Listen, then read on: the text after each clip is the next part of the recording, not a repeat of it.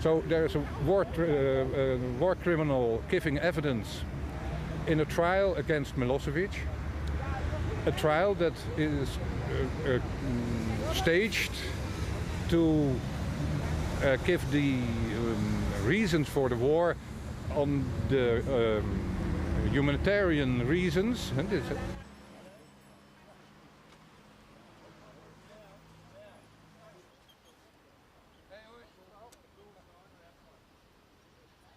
Well, the United States government has agreed to allow Wesley Clark to testify here in the Milosevic trial under a provision in our rules of procedure and evidence which allows the information provider, that is the United States government in this case, to seek various protective measures if they feel that potentially their national security interests might be jeopardized in some way by the testimony.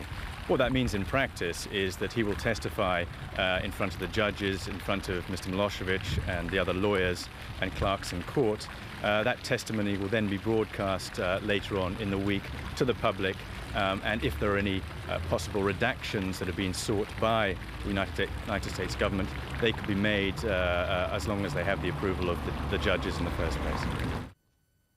The presumption of innocence, which is the cornerstone of criminal. This particular government is not just any government, and this is the U.S. government that refuses to adhere to the International Criminal Court, which is the future of international law, which has been ratified, which does exist here in The Hague. And statements have been made by the U.S., by representatives of the U.S. State Department, that there is an American concern of political prosecutions, of politically motivated prosecutions. And it's been clearly indicated that they believe that there's evidence of that.